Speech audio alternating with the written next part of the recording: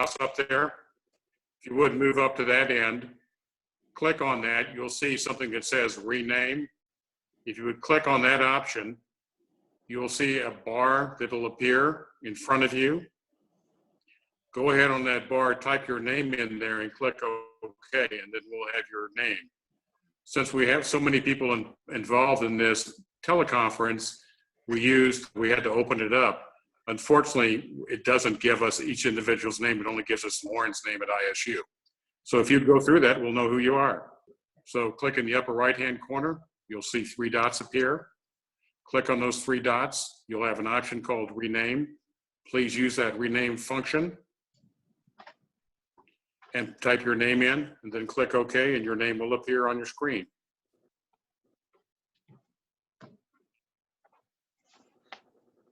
This is Carl Sneed. Can you hear me? Yes, Carl, we can hear you. Okay.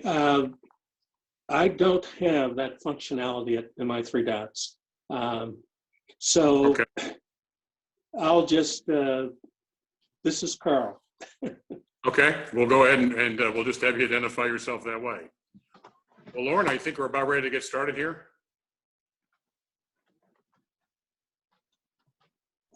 Yep, go ahead. Good. Well, I apologize for the errors getting started.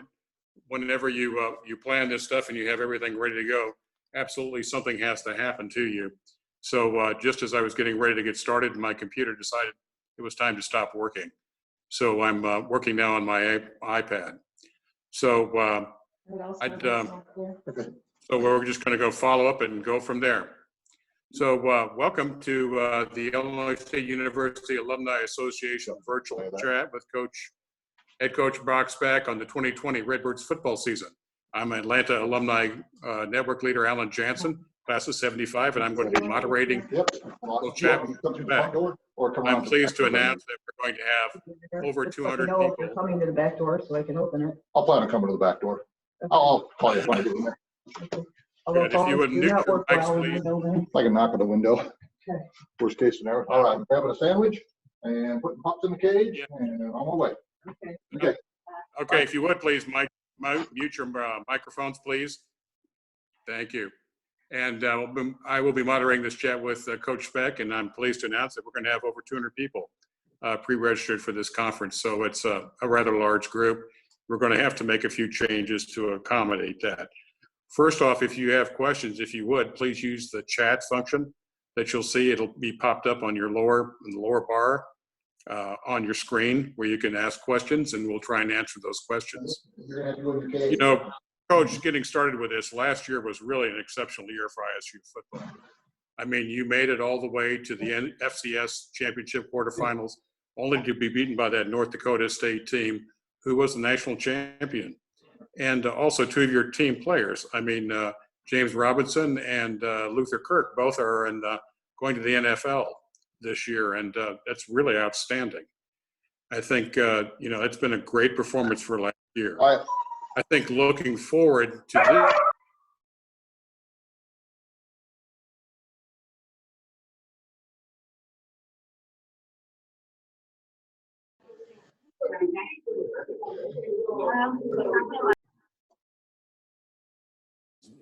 His mic, he's muted.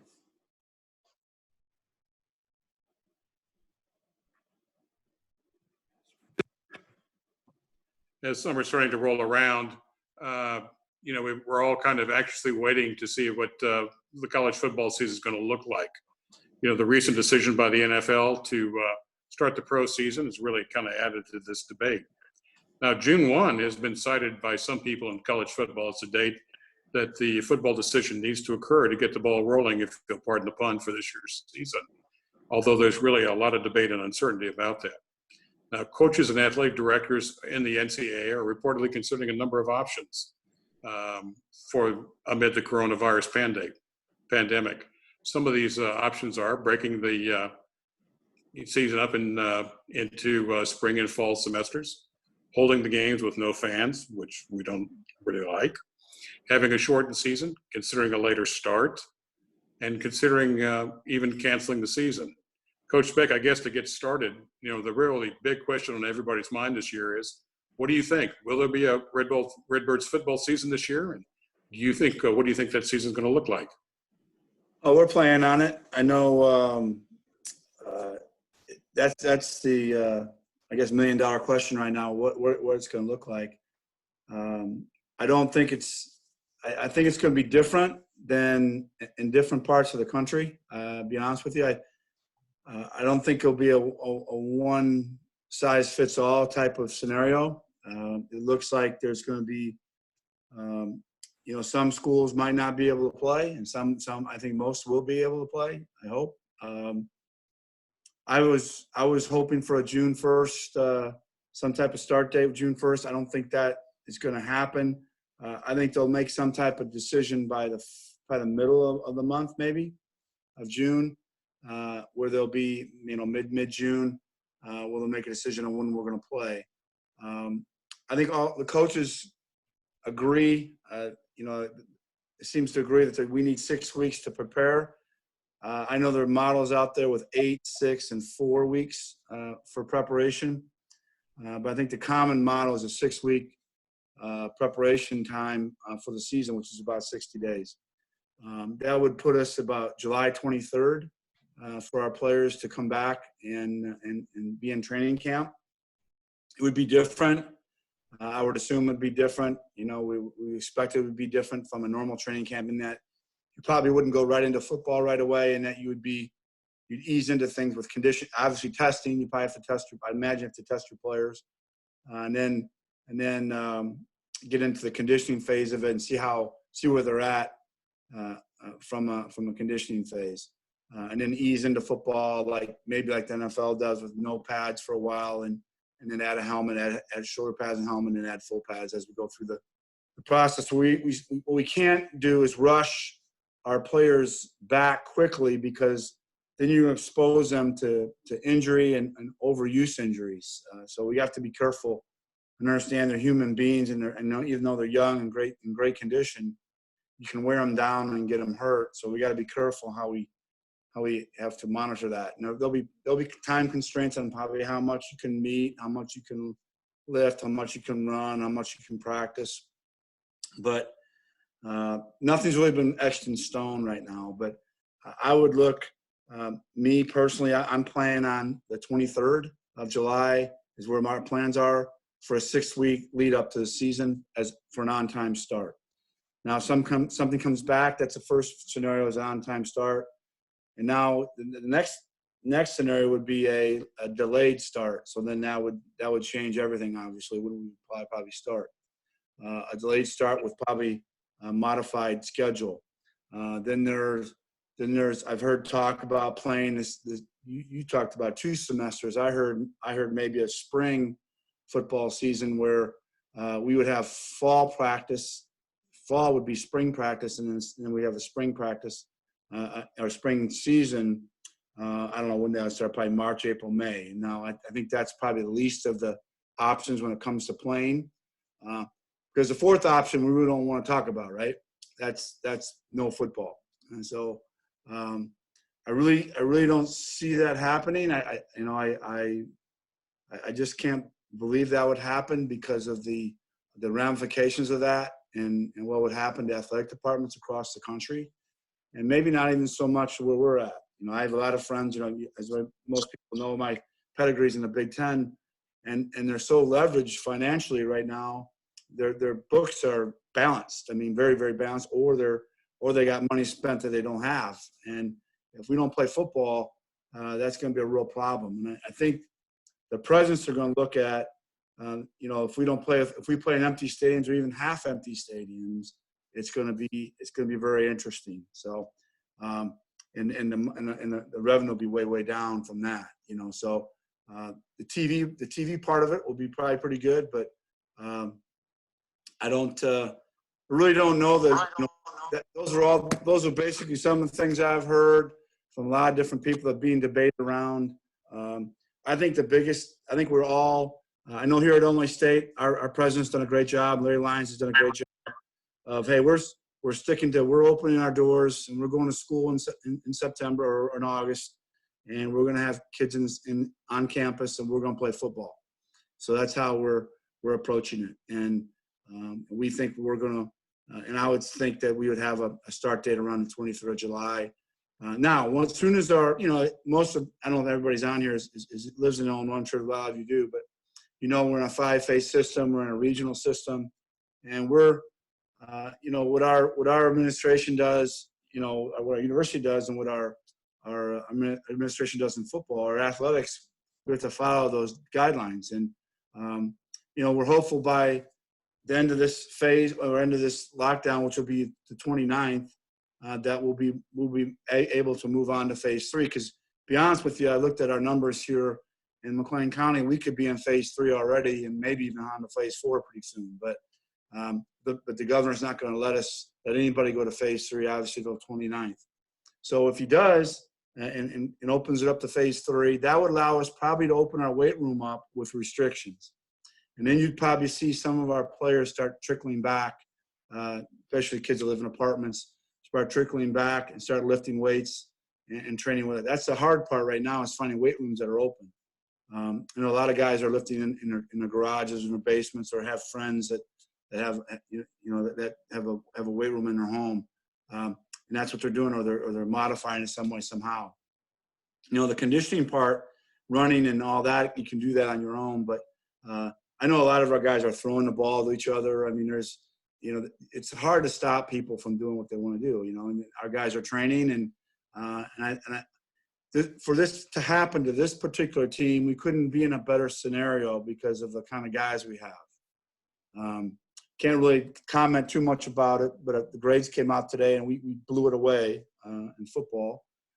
What I hope we do, and so I'm very, very, very, very proud of our team from that standpoint. But this team is really experienced, and a lot more experienced than we were, say, a year ago. If this would happen a year ago, I'd be very concerned because of the lack of experience we had, particularly at certain positions. That were pretty young. This team is still fairly young. We've got quite a few guys coming back next year, but we have a lot of guys that have played a lot of football. And you take a quarterback position, for example. We have 3 quarterbacks that have experience under the belt now, and 2 of them are very young. So that's really good. And I think these guys understand what it takes to play at this level. They've played in the tournament, or in the NCAA football tournament, and we've been able to the playoffs, and we've been able to so they get it, and they know what they have to do to become that kind of team to win a national championship. We knocked on that door here. So I think this particular team we have right now is really good. Is really good to have to navigate through something like this, because they're very mature and they're very, very bright guys. So I've been very happy the way we've responded so far, but we totally expect to have a season. Yeah, Coach, I think that one of the things that strikes me is that not only was last year's football season, the team was outstanding on the field, but academically they were outstanding. I mean, 3.04 GPA for the football team sounds like even better this year. And I think that's a real testament to Illinois State and to your program. Not only do you have leaders on the football field, but you have leaders in the classroom, and that's just outstanding. Hey, one of the things, I'm going to hope for the best, and we're going to look at the University of Illinois coming up. And that's a game that has a lot of Redbird fans excited. So let's talk about the University of Illinois, kind of as the opener. What do you see? What should we be watching for in the Illinois game? What do you expect? And what are your? Well, it's going to be a really interesting game, Matt. Ironically, I came down here. I was upstairs in another computer watching Illinois film. So been really dissecting their team a little bit. They're very, as a scouting report on them, obviously a team that broke through and got into a bowl game a year ago. Had a big win against Wisconsin, and had a very good season. Returned 17 starters, or somewhere around that, maybe 15 starters from a year ago. So they're experienced as well. I'm watching their offense right now, and I think that I know Lovie Smith pretty well. He was a linebacker coach for a long time in the National Football League, and also a defensive coordinator before he became a head coach for the Bears. I spent some time with Lovey when he was a linebacker coach for Tampa Bay Buccaneers. So I know our system was similar to that. But we've changed quite a bit. And I think watching their defensive tape, they're a little bit coverage standpoint. They're a little different, but they're very similar to what they did with the Chicago Bears. So that's going to be a really interesting game. I know our players will be very excited about that. The last time we played a Big Ten team, we played up in Northwestern. We played really well and were able to win the game. This will be an interesting game. And see how our team will respond. I'm glad we open up the season. It's always fun to play them. It's a really good game for us because it's not very far from home. We can stay right here in Bloomington Normal. Kids can sleep in their own beds the night before the game. We go over day of the game and play the game and come home. So it's a really good game for us financially and from a standpoint of logistics, getting there and coming back and the day being very, very smooth. We play on a Friday night. Right now it's scheduled for a Friday night on the Big Ten Network. But it's going to be an interesting game. They like an up-tempo team. They know huddle offensively. They want to run the football. That's a big part of what they want to do. They're athletic and very very athletic up front on offense, which you expect a Big Ten offense to be, especially a team that played in a bowl game. Quarterback's a good player. They got good backs, good receivers. They're active on defense. They can run, but it'll be a team that'll be a really good matchup for our defensive front. Because I think our front seven is the best we've had here. Right? We have a really good, very good coaching staff. You brought up the point of the kind of kids we have in our program. They've done a great job of retooling the roster here in the last 2 or 3 years and getting the kind of players that I see that should be here. And we've had some very good players here throughout my career here, but this particular team I think is interesting in that the coaching staff has done a really good job of keeping that philosophy, the kind of guy we want, the kind of guy that's an Illinois State kind of guy, And when I first came here, the biggest change was how we attacked or we looked at academics.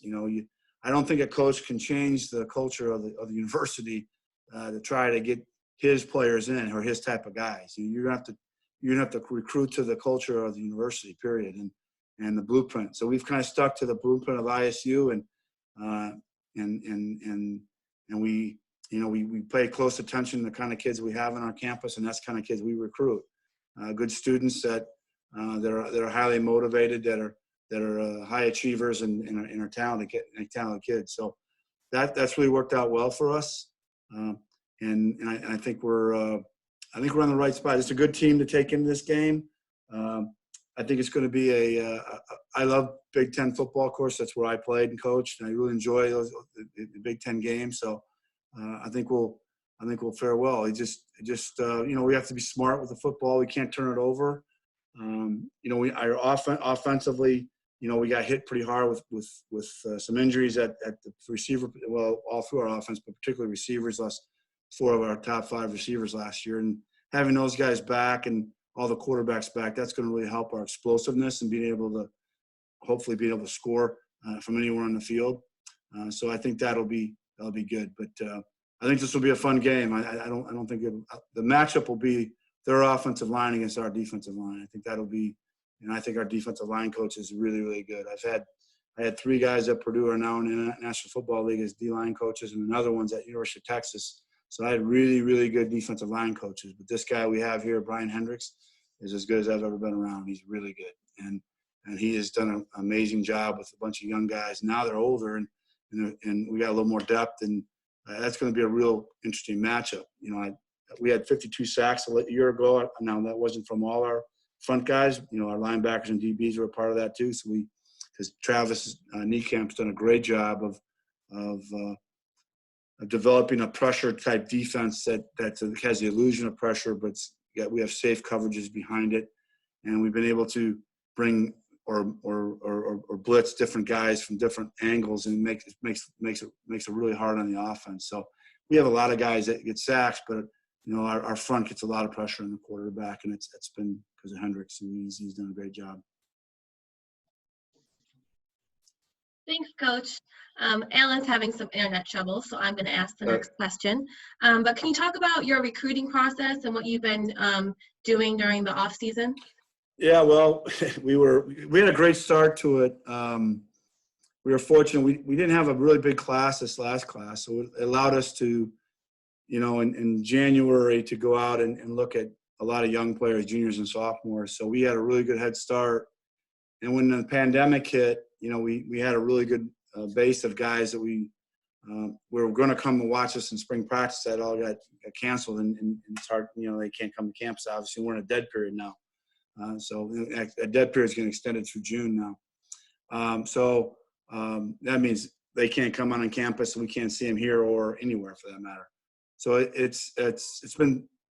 we spent a lot of our time, a lot of Zoom meetings, I've called a lot of players. Well, they've called me now, and then now I can call them. But we've talked to a lot of players on the phone. I think we have a really good recruiting base right now. I think we're doing very, very well, particularly at some key positions that we need in this class. So far so good. I think they're just chomping at the bit to come see us, And some of these kids haven't seen our campus yet. Some of them have, but a lot of them haven't. And that when that happens, when that gets opened up, I think you'll see a lot of commitments start hopefully landing our way. But we're doing very well right now. Staff done a great job. Great, thank you. Also, we've had a few comments in our questions, and some folks want to know just about quarterbacks and how recruiting has gone with that, and what you see for the future role of quarterbacks this season. The old quarterback question. I like to talk about quarterbacks. Brady Davis, as you know, was injured last year. Most of us, he had an ACL injury. It's his second one on that knee. He had a very good surgical repair. Dr. Rob Seidel does a great job with our kids here, and a tremendous surgeon. And he feels that he's way ahead. And this was even before we hit, spring practice, right before we're leaving for spring break. Brady felt he was way, way, way ahead of what he was last time, when he was at Memphis. So that's a very good advertisement for how good our physicians and our healthcare is here. He felt his knee, and I watched. He sent a video in of him training, and I got to watch it. He looks very good right now. He's running. He's full speed, throwing the ball well. I know he's throwing the receivers. That's what he's told me, at least, anyways. He's been making trips to our receivers' homes here in the Midwest, and trying to throw where they can throw, either in parks or on high school fields. So he said he looks very good from the tape he sent to us, showing him work out. So I think right now he would, I'm not a doctor, and I'm not Dr. Seidel. Dr. Seidel will have the final say when they release him, but he looks like he's 100% right now. I don't probably think he's probably about 95% probably, but he looks very good. He's in really good condition. He's firmed up his body a little bit. He's in really good cardiovascular condition. He's done a great job in the weight room. So I think he'll be ready to go. Was really impressed with Brice Jefferson last year during the playoff run. I thought Brice did a really good job of managing our offense and managing our team. I think our team was very comfortable with Brice. He's a very calming, soothing personality. That's one thing that really kind of, I can get kind of intense sometimes, and he always one of those guys kind of looks, hey, Coach, I got this. And in practice, I said, well, I wish you were just a little more intense. But that's what makes him a really good player, is that he is calm, and he did a really good job of managing our team during the playoff run. I think there's some things he still has to work on. His accuracy. He's got a strong arm. He's a strong kid. He's done a great job with his fitness as well. Jim Latham does a great job with our team, but he's much more. He's got a much harder body. He's not as soft as he was before. He's really strong. He's different than Trey Roberson in that he's not quite as fast as Trey, but he's a stronger runner. He's hard to tackle because he is strong. So from that standpoint, he's done a really good job, and really kind of curious to see where he was going to be at, because he and then Jack Bolts and Morris, right? Britton Morris our walk-on quarterback is a really good little player. We're going to have a lot of reps without Brady around this spring, but we never got to that. But I'm really, really happy with where Brice is at. Now, Jack is going to be a really good player. Jack's long. He's 6'5". He's very athletic. He's got a really nice throwing motion. Jack is really strong he's a wiry, strong guy. You would not think he'd put the numbers up in the weight room that he does. His numbers are almost linebacker-ish, and he just doesn't look like he can lift like that because he's got long levers, but he does really well. Was really interested to see how he was going to develop here in the offseason because I think he's going to be a really good player. So we'll see. But Jack has been I've been very pleased with Jack. Jack's almost a straight A student and has a big upside. I think Jack was put in a situation where he looked really good in practice. He struggled a little bit when we put him in games at the end of the season there, and we just felt that Brice was more ready for the competition at this level because of his experience. So he's a little more experienced than Jack. But I think once Jack gets experience under his belt, he's going to be a handful because he's a very good player. And then Britton Morris was a really good walk-on from North Boone up in northern Illinois, where I'm from, up in Rockford. He's a very good player. Really been impressed with him. So we think we're in pretty good shape with the quarterback. We're bringing a freshman in from Iowa who's a really good athlete. He's Waring is his last name, and he's got a linebacker body. And being a linebacker coach, I told him if quarterback doesn't work out for him, that's would he be against moving? He said absolutely not. But I told him I'd give him an opportunity to play quarterback, and that's what he's going to do for at least his first year at ISU. But he's a very talented athlete. So I think our quarterback situation is in pretty good hands right now. Hey, Coach Allen, I'm back. Sorry about that. It's okay. Apparently, they expect money to be paid for this internet service. Yeah. Hey, a couple of questions out there from the folks out there have asked about what do you see? How are we going to stand in the Missouri Valley this year? What do you think? Where are we going to end up? Well, I think there are three teams that are and maybe a fourth team are the clear favorites in the league. I think I'd probably four. There would be ourselves, North Dakota State, Northern Iowa, and South Dakota State. And I think those four teams are those are usually the four teams you can say in the preseason are usually the ones that are going to compete for the championship. But I say that, but there's the Missouri Valley.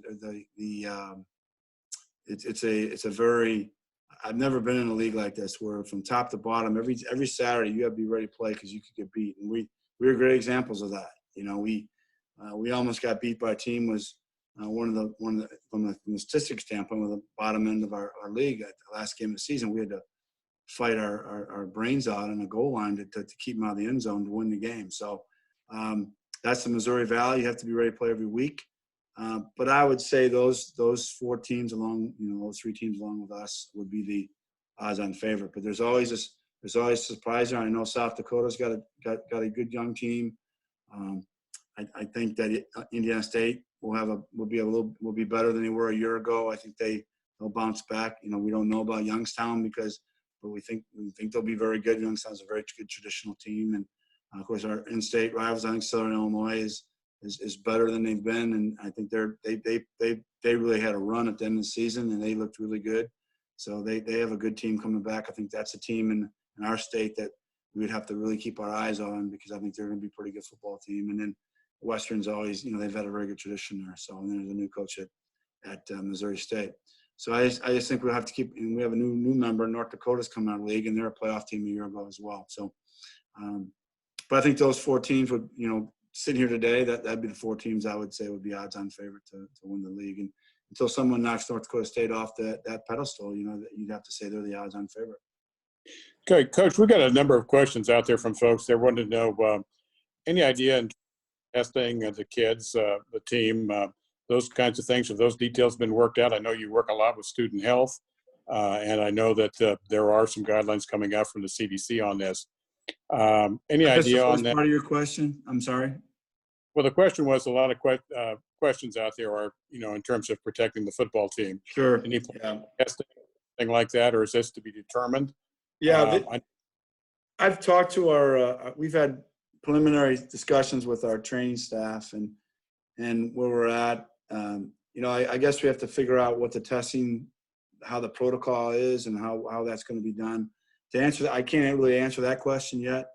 Until we get a real big start date, that's something, but something that has, I'm sure the powers that be know what that's going to be. I would have to imagine have to test our players coming in. I think you have to test everybody. It's part of that football program, and what we forget about, there's some folks, the supporting staff that are around us, the press that covers us, that comes out to practice, with those people have to test before they can come out and stand next to us, like a reporter like Randy Reinhardt, for example, from the Panagraph. He's out there a lot. Would he have to get tested in order to be around our players? If he's not, are we going to allow that? I'm sure there's going to be a lot of protocols that are going to be different than what we had in the past. And then if a kid shows, I would imagine if a kid shows any type of symptoms, you're going to have to shut him down and go from there.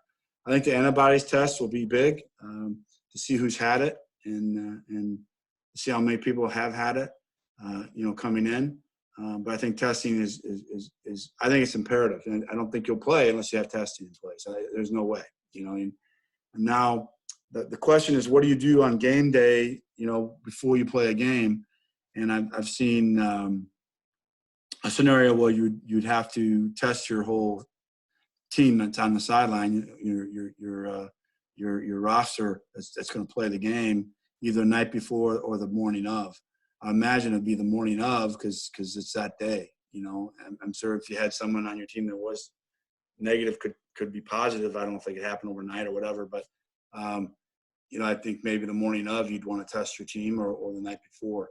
So I think before every game, that will probably be a mandate that will have to happen, and then maybe after the game. I don't know. So those things are being worked out right now. I know Jim Lathrop, our strength coach, and our training staff have had some discussions on that, and I have had some discussions with them on that. But until we get some guidelines, on that from the NCAA, we don't know where it's going. But I can't imagine us playing football without having testing. Good. Coach, moving on then, assuming we're going to get moving on the season, I'm thinking back to James Robinson, was just an exciting player to watch. And he's tremendous. He was like number 2 in the ISU record books. You see any other great running backs coming up from Illinois State looking into the crystal ball? Yeah, I think we have quite a few good backs, to be quite honest with you. We went out and got 3 freshmen a year ago, and we're able to redshirt all 3 of them. I think they're all going to be very good players. We have Jeff Proctor is returning. Jeff came off a knee injury at the end of the season last year, so he's a very fast guy. And then Kevin Brown, who I thought was a very good player from East St. Louis, was a sophomore a year ago. So we got about 5. We have 5 guys. We got an incoming freshman by the name of Rashad Lampkin from Milwaukee coming in. He's a very good player. I think the one thing this group will be a little different than James. James is very quick and very sudden and very powerful. We have some guys that are probably a little faster than James, to be quite honest with you. So we have some guys that complement each other very well. That we have, for example, we have Philippe Brown is probably a combination of all the guys I'm going to talk about. Nicole Muller was very impressive freshman at the end of the season. We have these. We practice, during the playoffs. At the end of practice, we have what we call Redbird Bowls, and we practice our young players, and we might go 10, 15 snaps live to watch them play. And when Mueller was really impressive. He's big and fast. He was committed to Kansas for 7 months, and they got a new coach, and they dropped him, and we ended up picking him up after that, and it was a really good pickup for us. So he's a bigger, faster, downhill, tough running back. Then I think a guy from Florida.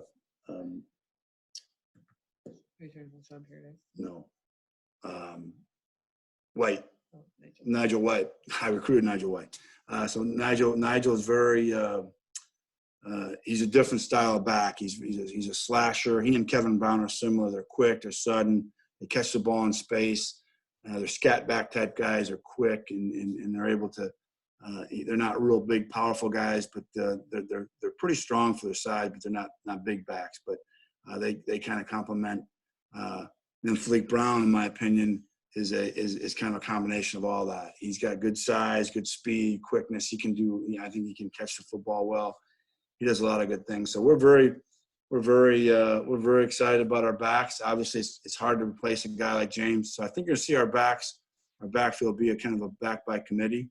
But we have good depth, and we're able to, playoffs. We were able to run James, 30, 40 times in the playoffs because we did save him during the year. We were able to, play other backs like Proctor and Kevin Brown that kept James fresh, so he could carry the ball 38 times against Central Arkansas. So that's why we have 5-6 backs. So those guys get beat up pretty good. So we're pretty happy with our running back situation. And even though you're losing a great player, we're able to be pretty good there, I think. Good. Coach, sounds like you've got a lot of talent coming back this year. That's good news for Illinois State fans. Hey, one of the things is that the Missouri Valley Conference, I want to talk a little bit about that, your thoughts on the conference, and what do you think about AISU staying in the conference? A lot of teams have moved up to different conferences. Do you see staying with the Missouri Valley? I mean, I've seen a lot of good football from Missouri Valley. A lot of people talk about it around the country. Yeah, I don't see us going anywhere but the Missouri Valley, to be honest with you. I think this is a great football league. Really, there's nobody in football has left our league. It is a little confusing because I was confused when I came in. There's the Missouri Valley Conference, which other sports participate in. And then there's Missouri Valley Football Conference, which are some of our different schools, like the Dakotas are involved. So that particular league is different than the Missouri Valley Conference. So none of those schools have left. We've actually added schools. We added North Dakota, and before I got here, the South Dakota State. South Dakota was added when I was here, but North Dakota State were added before I got here. So all the Dakotas now are in. So I don't think you'll see much of change in that. And I think it is a tremendous league. From top to bottom, the best I've ever coached in, and that includes the Big Ten. I mean, I was in the Big Ten for 22 years, and I could look down the schedule and say, well, we're going to win that one. Ooh, we're going to lose that one. We can win that one, win that one, win that one, lose that one. And then you had a couple, coin flips in there. And in our league, it's like, well, we can win that one. We could also lose that one. Go to the next team. Well, we can win that one. We could lose that one too. So you never know in this league. You have to come ready to play every Saturday because they're good coaches, they're good universities, they got very good players, good programs, and there's nobody has North Dakota State's obviously been really good, but how much better have they been than us? I mean, you watch the national championship game. My first 2 years here, we beat them, and we lost in the last seconds of the game in the national championship game. We played them here very, very close, several times. Were very close games. And then last year's game, came down, if they rule that lateral a fumble, it's a different game. We win the game. So it came down to a couple plays. So I think our talent level has really been on the rise since we've been here. And so I think the league's outstanding. I think it's a perfect setting for our players. I really enjoy it. From a coaching standpoint. And I don't see why we would leave the Missouri Valley. It's the Missouri Valley side, so they're going to move up. That would be an interesting scenario if we moved up as a whole conference. Then maybe that would be interesting down the road because I think we could challenge the MAC. To be honest with you, Coach, quick question for you. I mean, I believe it's 10 years now that you've been at Illinois State. Is that correct? Going on 12 actually. Yep. Okay. Time flies when we're having fun. It is. Sorry about that. But, the key thing is since you've been here, the program has really taken off. Big changes in Illinois State football, really gone well. Do you have kind of a vision of where you see the Redbirds being in the next 5 years and where you'd like to be with the Redbirds? Well, it's a very good question. Really no different than when I came in the door. It's playing for national championships, you know, and I thought we got back to that point last year again where we were, you know, I think if you were to look at it the way we played North Dakota State, I would say we make the argument we should have been ranked 2, you know, coming out, but we were ranked, I think, 7th, you know, at the end. But because I don't think anybody could defend them and play them like we did. And it didn't happen that way either. You know, they scored a ton of points going through the rest of the season, you know, and they're very good. But I see us being a national championship contender and being a team that can talk about playing for championships. I like the where we're at academically. I have a staff right now that's really, really behind the mantra of the program, and it's about good people. It's about great work ethic. It's about physical and mental toughness. It's about being accountable, and we're all accountable, and not just the players. And I think this staff has done a great job of fostering that within the program, and they've done a great job of regurgitating my message to the football team. And that's what you need to become a championship team. Everybody's got to be pulling the rope in the same direction. When you have people going off on their own agendas, that's when it becomes an issue. And this is the ultimate team sport. So right now I see our team being in a real good spot and being able to compete for a national championship. That's why I want to play this season. Really, this is a really good team, I think. And I won't say that loud to the press. This will be just among us. But I think this is a very good team, maybe our best football team from a top to bottom. Going into the spring, this is the best football team I've had here. And now a lot of things have to go right. You know, we had 8 guys that had surgeries, and so those guys are very important players. So they have to do well in the rehab. Right now they're doing great. And you got it in any sport, but particularly football, you got to stay away from the injury bug. If you stay healthy, that'll be great. Those things got to go your way.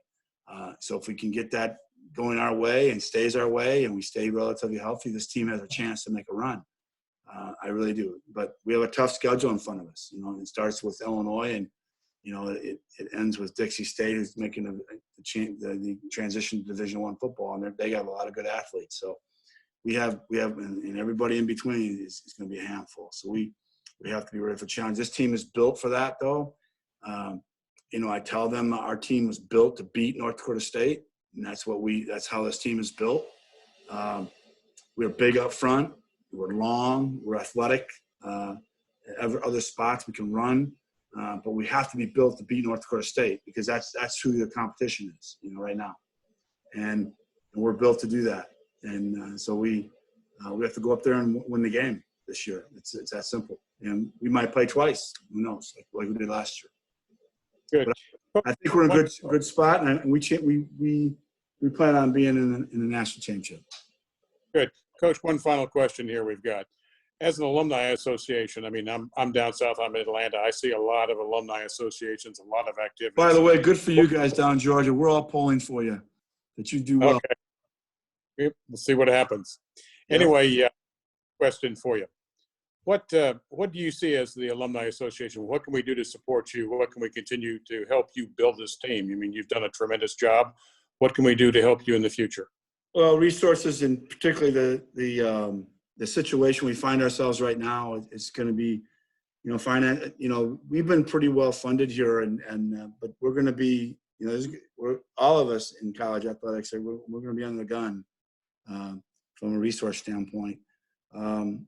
We have a club, and a lot of people on here probably are part of it already. That our End Zone Club, that it's part of our football booster club that helps us. That we started a couple of years back. The NCAA changed the rules about feeding players. You could feed them unlimited amount. So we started this club called the End Zone Club, and people, you know, our alumni joined it. We had 75 people join within 6 months, and the funds in that go to the players basically. So we have snack shacks. We call them snack shacks. You know, in our football building, in the weight room, and in our